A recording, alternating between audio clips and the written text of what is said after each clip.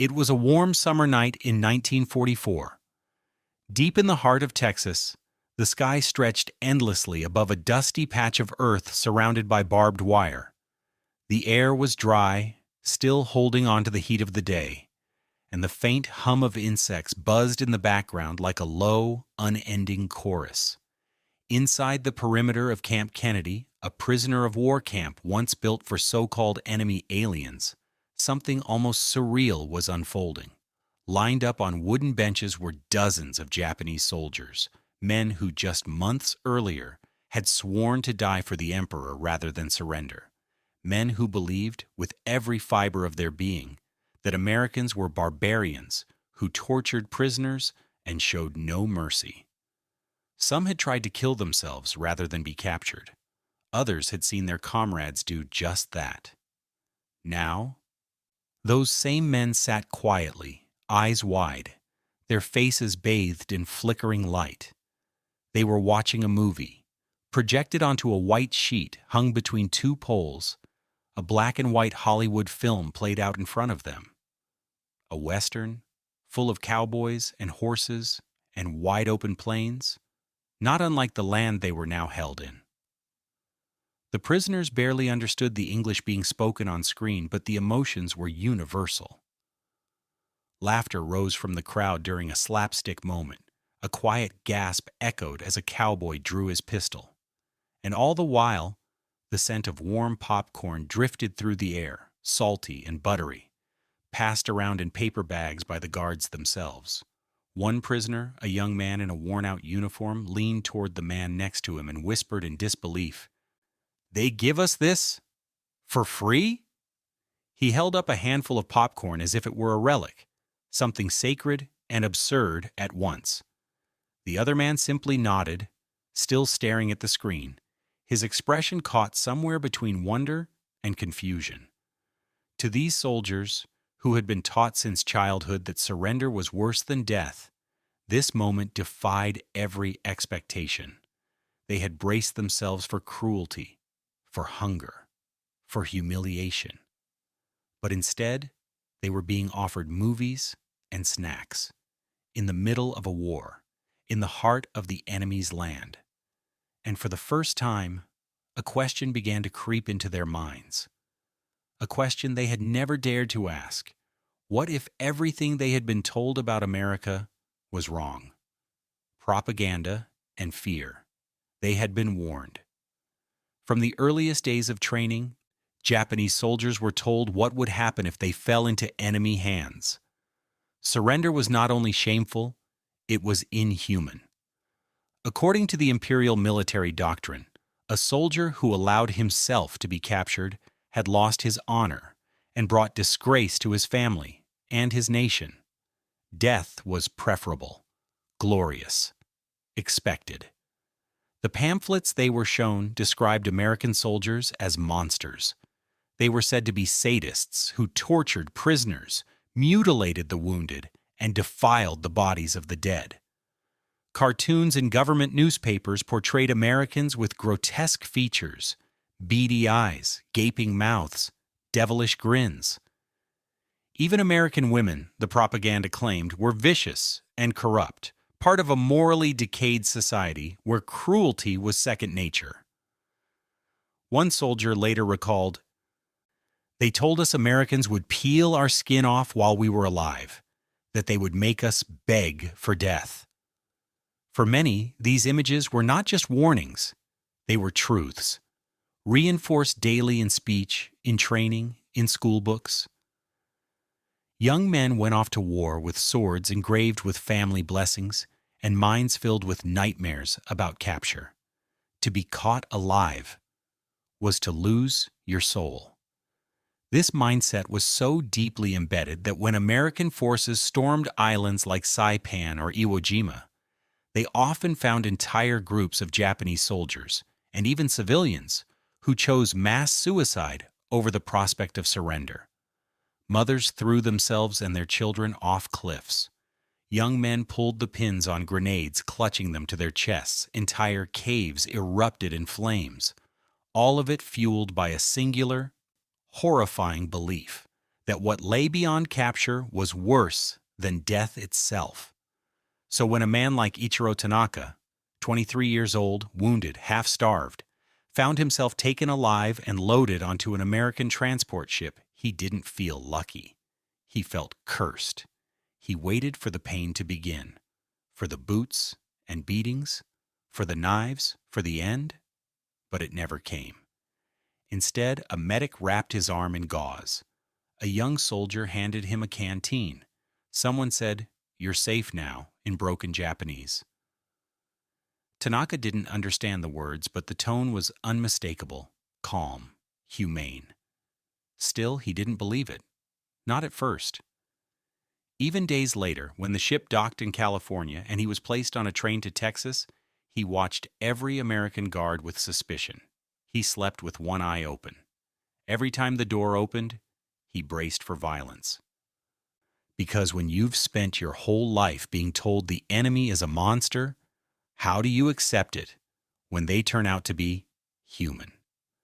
Camp Kenedy, Texas. A prison. Camp like no other. By the time Ichiro Tanaka stepped off the train in South Texas, the air felt like an oven.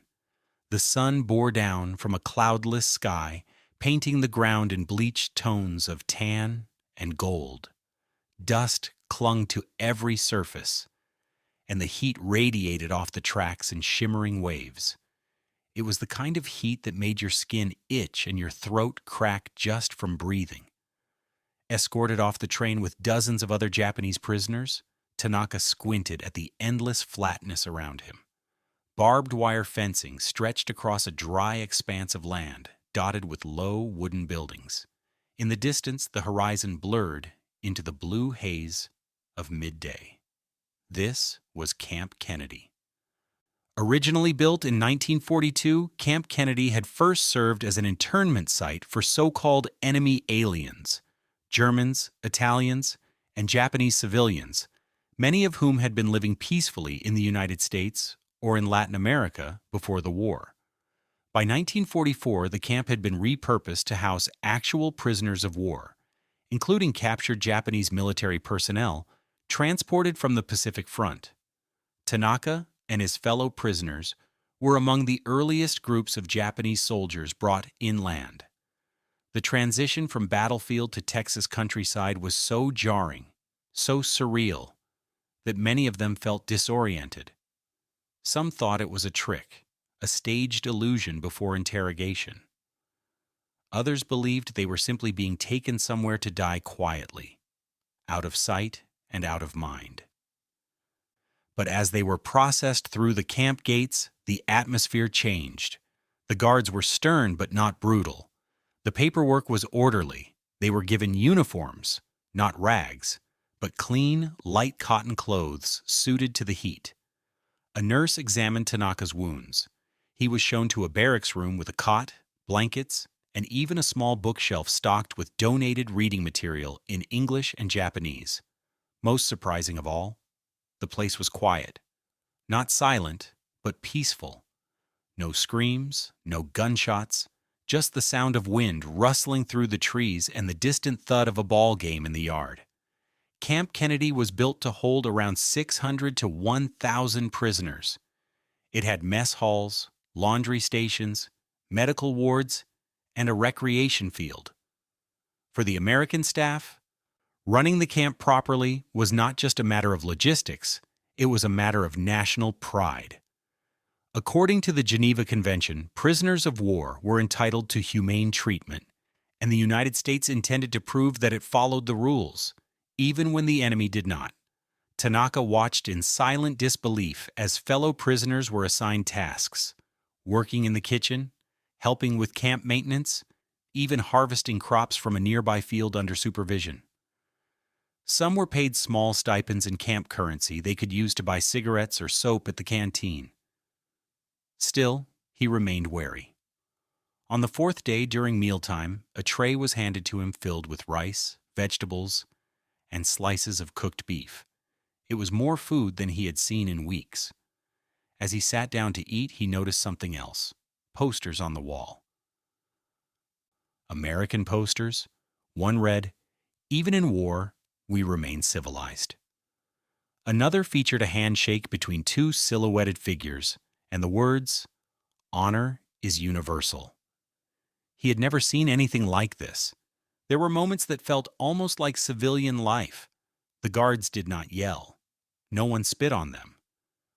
Tanaka saw a fellow prisoner laugh, an actual laugh, as he kicked a soccer ball toward the goal during exercise time.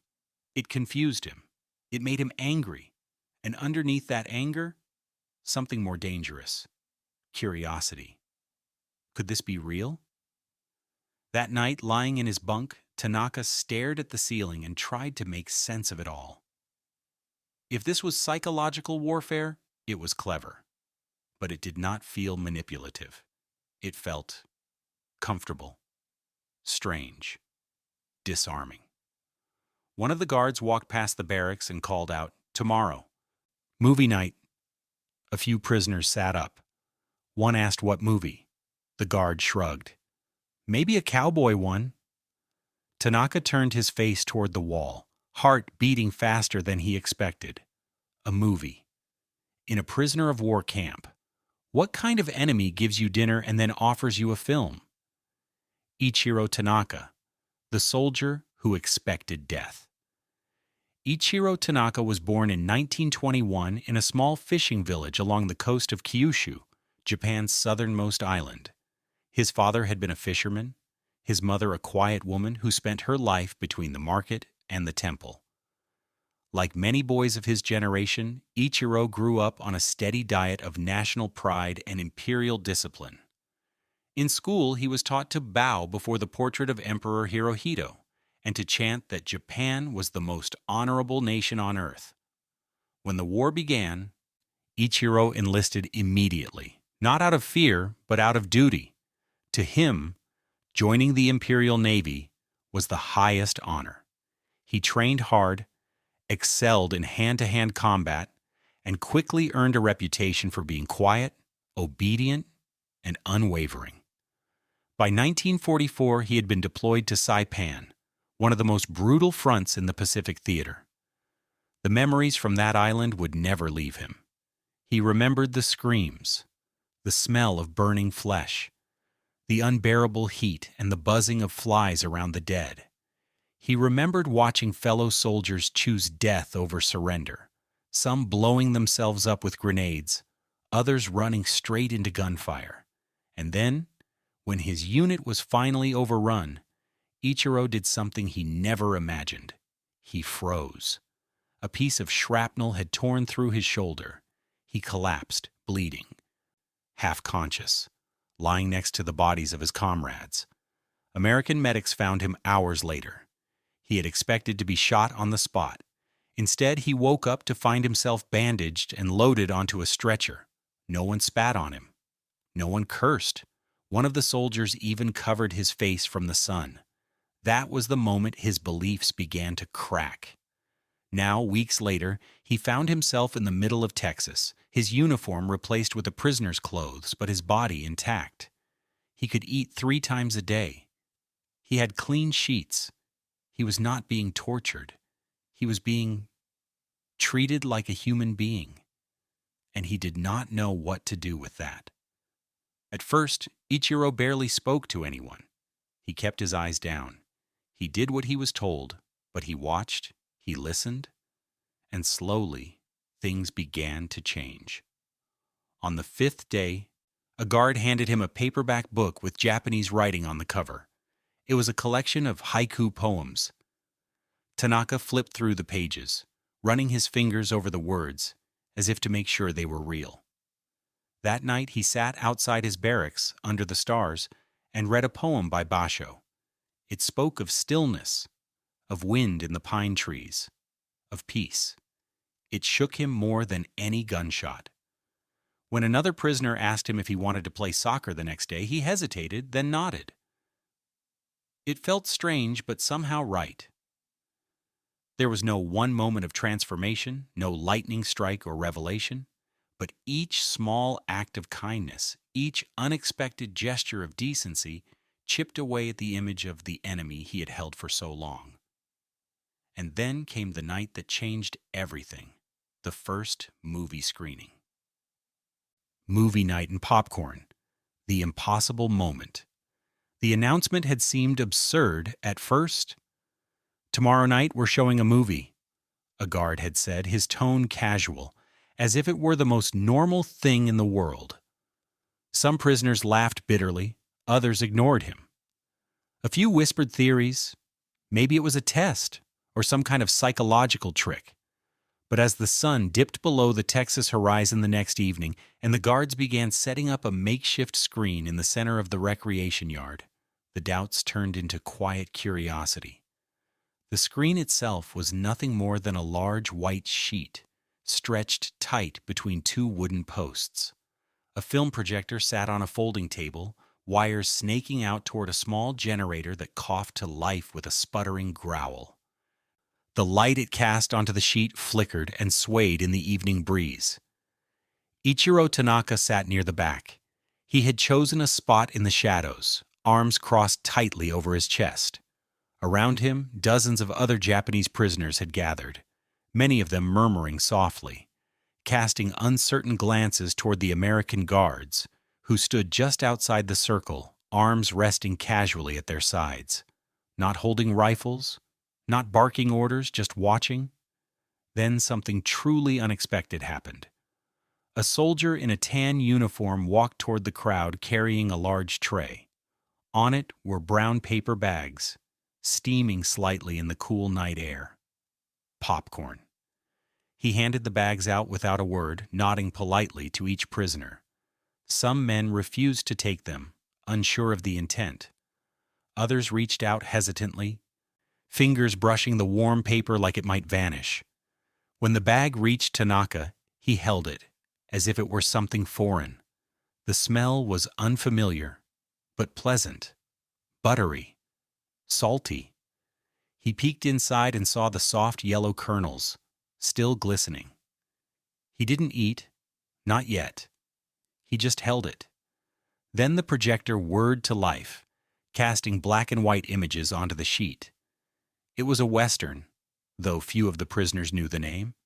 A tale of dusty towns, sharp-eyed cowboys, duels at high noon. The plot was lost on most of them, but the emotions were unmistakable. They laughed when a drunken sheriff stumbled over a porch step. They leaned forward when a horse galloped across the prairie. And when the hero tipped his hat to a young woman and rode off into the horizon, a ripple of unexpected applause rose from the crowd. Tanaka found himself smiling, not out of loyalty, not out of joy, but because for the first time in months, something had made sense, not through words, but through feeling. Laughter needed no translation. Eventually, he tried the popcorn. It was warm, soft, and salty. He had never tasted anything like it, and somehow it broke him a little. He glanced at the guard who had handed him the bag. The man was watching the film too, a slight grin on his face, nodding along with the music.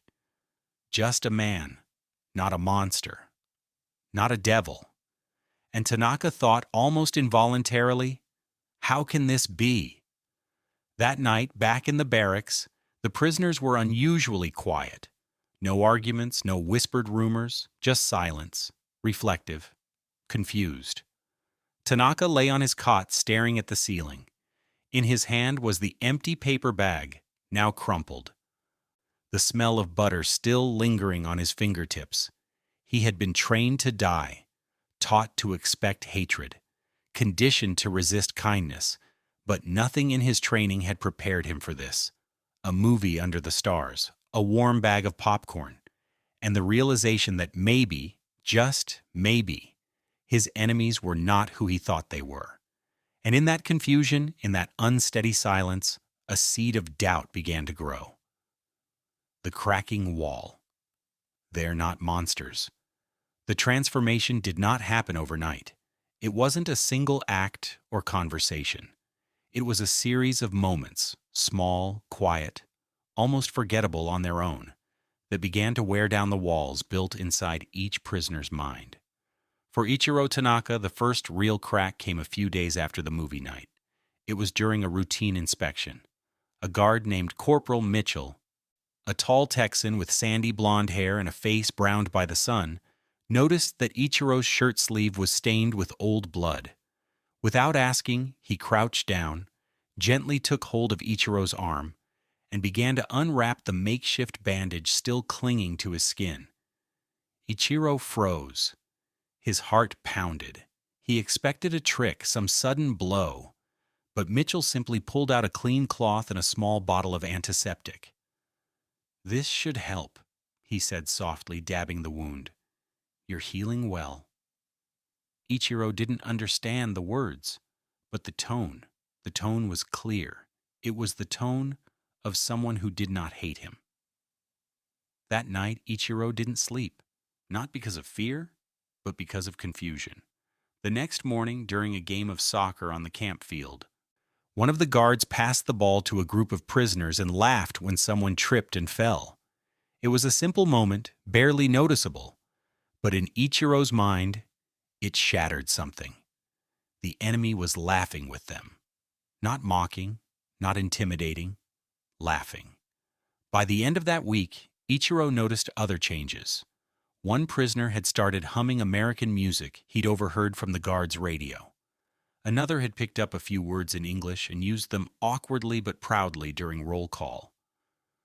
A third was seen sketching a portrait of one of the guards in charcoal, capturing his smile with haunting precision. And then there were the letters. Ichiro had seen them passed between prisoners, some written in Japanese, others in hesitant English. They were letters to families back home, filled with descriptions that would have once seemed impossible. Clean beds, friendly guards, even meals that included meat and vegetables. For some prisoners, these letters became a form of rebellion, not against their captors, but against the propaganda they had been raised on. Every kind gesture, every moment of humanity, made it harder to hold on to the image of the American beast. Still, there was fear. Fear of what this meant. Fear of what might happen if the war ended and they returned home with stories no one would believe. Would their families call them traitors? Would they be accused of brainwashing, of collaborating with the enemy? Ichiro wrestled with these questions in silence. One evening, while tending a small vegetable plot behind the barracks, a camp work program for willing prisoners, Ichiro found himself beside an older guard who spoke a bit of broken Japanese. The man knelt beside him, pulling weeds, and said, "You miss home?" Ichiro nodded slowly. The guard patted the soil and replied, "Me too. I got a son in the Navy. I pray for him every night." Ichiro stared at him, stunned. This man, his captor, was also a father, also afraid, also human. That was the moment it all began to unravel. The myths, the training, the indoctrination, it started to fade. In its place came something far more dangerous than hatred, understanding, not complete, not perfect, but real. They were not monsters. Letters home. A truth no one believed. It started with a single letter. One of the older prisoners, a former school teacher named Saito, was given permission to write home. It was part of the Geneva Convention's terms. Prisoners were allowed to send letters to their families through the Red Cross. But no one had done it yet. Not really. Not honestly. Saito sat at a wooden table in the barracks one evening and wrote slowly, deliberately. His handwriting was clean and precise, just as it had been when he taught history back in Nagano. And yet, the words felt strange as they formed beneath his pen. He wrote about the heat in Texas, about the quiet, dusty mornings and the cicadas humming at dusk. He described the food, not fancy but warm and filling. He wrote about the guards, firm but respectful. He even mentioned the movies, and the popcorn, and the laughter that had surprised them all. When he finished, he read it over twice. Then, unsure, he folded the letter and handed it to the camp liaison officer. It was sent out the next morning. Over the next few weeks, more men followed. One by one, they began writing to their families. Some cautiously, others with emotion they hadn't felt in months. Ichiro Tanaka wrote to his younger sister, still living with their aging parents in Kyushu. He kept the tone formal, restrained. But between the lines, a quiet truth pulsed. He was not being tortured. He was not starving. He was impossibly safe. The letters were carried by Red Cross officials across oceans, sorted through military censors, and eventually delivered to households throughout Japan. And in almost every case, they were met with disbelief. How could it be true? How could the Americans, the enemy, the butchers of Nanking, the firebombers of Tokyo, treat Japanese soldiers with respect? Why would they serve them food? Show them movies? Give them books? It made no sense. Some families wept when they received the letters, overwhelmed by relief. But others were suspicious. Rumors spread. Some believed their sons had been forced to write these things under duress. Others thought the Americans had staged everything, that it was part of a twisted psychological campaign to break the Japanese spirit from within. And still others simply refused to read the letters at all. The propaganda machine back home was still roaring. State newspapers painted American prison camps as horror houses filled with starvation, humiliation, and slow death. Teachers told students that no captured soldier could ever return with honor. Surrender was still shame. The prisoners knew this. They understood, even as they wrote, that their words might fall on deaf ears.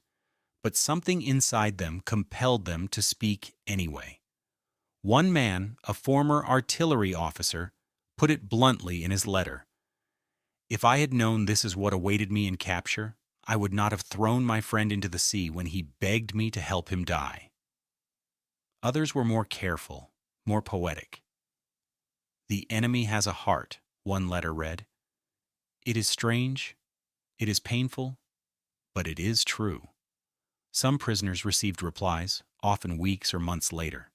Many were short, cautious, written in careful, clipped language. A few were encouraging. Most were confused. One reply simply read, "We pray for your soul. We pray that you find clarity. But remember your duty." Ichiro never received a reply.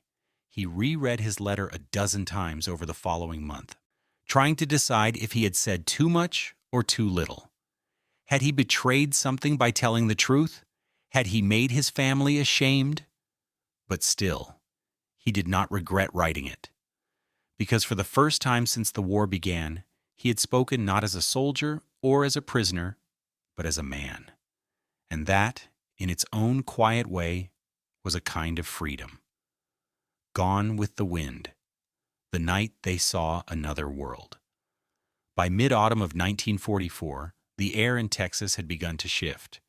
The days were still warm, but the nights brought a cooler breeze, and with it came a certain stillness, a sense that something was ending, or perhaps just beginning. That week, rumors spread quickly through Camp Kenedy. A new movie was being shown, not a cowboy flick, not a slapstick comedy. This one was different. It was called Gone with the Wind. Most of the Japanese prisoners had never heard the title, nor did they know what to expect. But the guards spoke of it with unusual reverence. "It's a real story," one said. "A great American film, big, beautiful." When the evening came, the prisoners gathered as they had before, sitting shoulder to shoulder on benches beneath the open sky.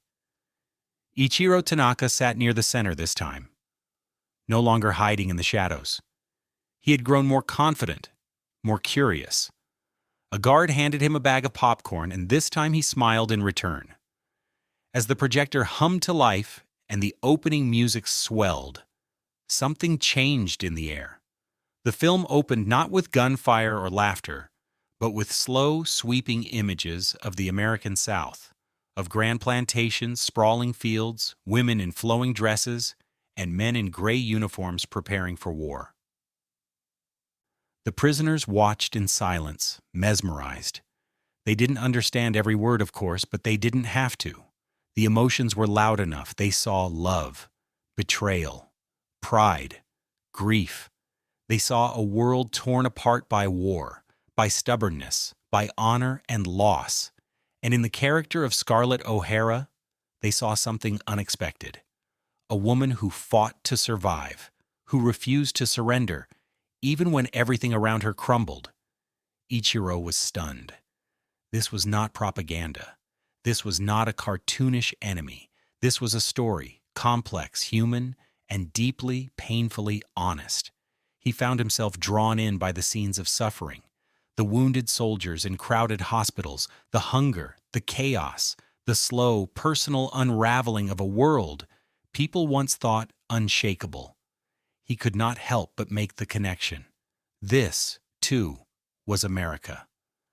Not just the land of enemies and soldiers, but a land of people who had lived through their own war, who had known destruction, who had cried and struggled and rebuilt. As the film neared its end, and Scarlett stood on the steps of her ruined plantation declaring, "Tomorrow is another day," the crowd remained utterly still. For a long moment no one moved, no one spoke. Then, quietly, someone began to clap. The sound spread slowly at first, then grew louder, until dozens of Japanese prisoners were applauding a film made by the very nation they had once sworn to destroy. Ichiro wiped his eyes before the lights came back on. He hadn't cried in years, not during boot camp, not on Saipan, not even when his closest friend had bled out beside him in a foxhole. But tonight, something broke loose inside him. Not sadness, not exactly.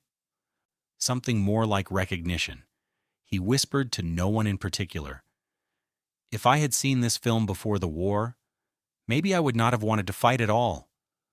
The thought shocked him. It frightened him. But it also comforted him. Because for the first time, he saw America not as a monster, but as a mirror.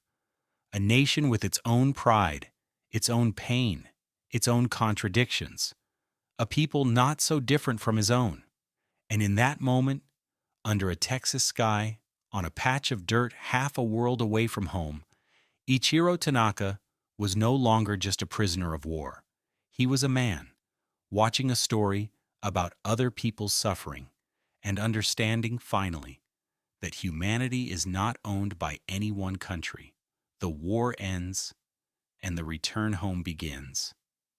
The end came quietly.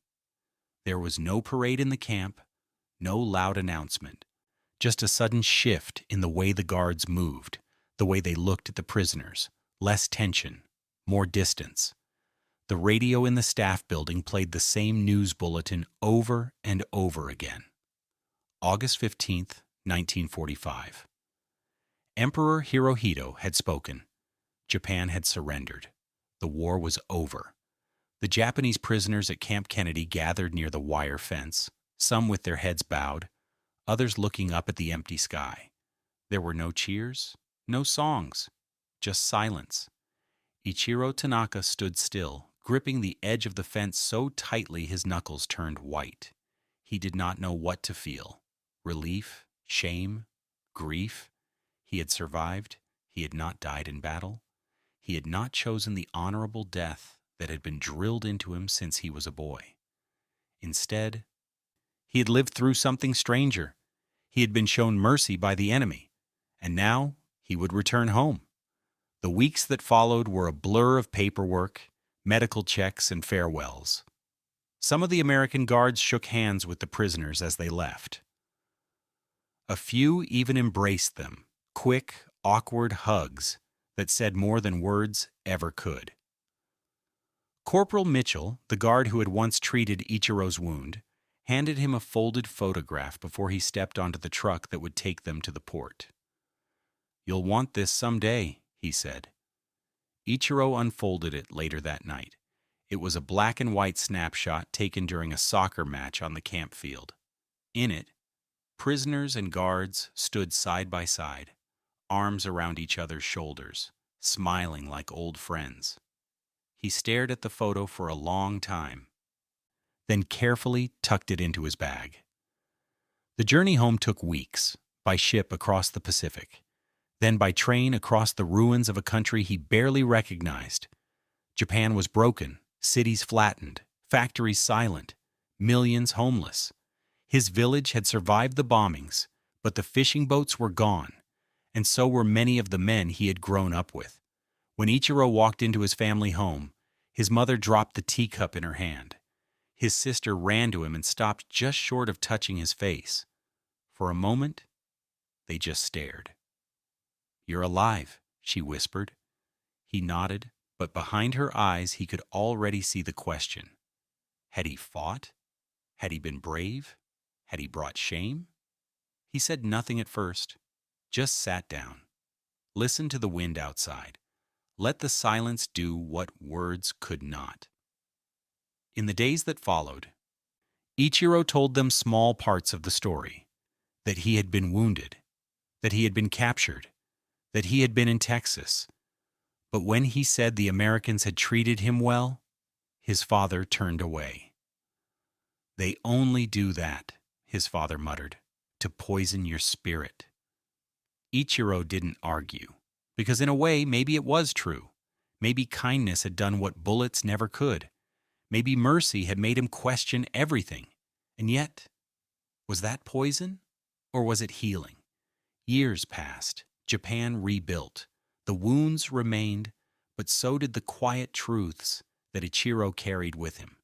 He kept the photograph from Camp Kenedy in a small wooden box, along with his army papers and a worn copy of Basho's poems.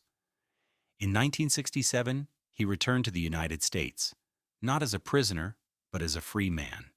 He settled in California, taught high school history, and never once hid the story of how he had survived. When asked how he had endured capture, Ichiro always gave the same answer. "I expected pain," he would say, "but instead, they gave me popcorn and a movie." And then he would smile. Because it wasn't about the popcorn. It was never about the movie. It was about the fact that, in the middle of a war that had consumed the world, someone had chosen to treat him not as an enemy, but as a human being, and that had changed everything. In the quiet town of San Mateo, California, there was a small public high school where students often stayed after class, not because they had to, but because they wanted to hear more from Mr. Tanaka. He never raised his voice. He never lectured. He simply told stories. Ichiro Tanaka became a history teacher in 1968. At first, he avoided speaking about the war, not out of shame, but because he didn't think anyone would believe him. But one day, during a lesson on World War II, a student asked him point blank, "What was it like, being on the other side?" And Ichiro paused. Then he told them everything about Saipan, about being captured, about the train ride to Texas, about Camp Kenedy, the movies, the popcorn, the poetry, the photo. He watched their faces change, from curiosity to disbelief to wonder. After class, a student approached him and said, "You were our enemy, but you sound more American than most people I know." Ichiro smiled. "Maybe being treated like a human being helped me become one again." That became the core of his teaching, that war dehumanizes, but mercy restores. That propaganda may win battles, but only truth builds peace. He never claimed the Americans were perfect. He acknowledged the bombings, the internment camps, the racism, but he also told his students something they never forgot. "In the middle of a war, a guard once gave me a book of Japanese poems and a bag of popcorn. He didn't have to, but he did." That story rippled outward.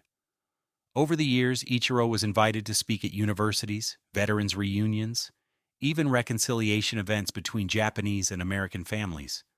Each time, he carried with him the photo from Camp Kenedy, wrinkled, faded, but still powerful. He became a quiet ambassador of memory, not of bitterness, but of understanding. One day, decades after the war, he received a letter. It was from the son of Corporal Mitchell, the guard who had treated his wound and given him the photo. The letter was simple. "My father told me about you before he passed. He said you were one of the good ones. I think he meant you helped him remember that not everyone has to be the enemy." Ichiro sat with the letter for a long time before replying. He wrote, "Your father didn't save me with medicine. He saved me with kindness." That, he believed, was the real lesson of the war. Not strategy, not victory, not pride, but the radical act of choosing humanity, even when every voice around you says to hate. Ichiro died in 1994, peacefully, in his sleep. Among his few possessions was a notebook filled with lesson plans, hand-drawn maps, and notes written in both Japanese and English. On the inside cover, in his handwriting, were 4 words: "Kindness is a weapon." To the students who had known him, he wasn't just a teacher. He was living proof that enemies could become friends, that war could give way to peace, and that even the most hardened heart could be softened by something as small, as absurd, as popcorn and a movie.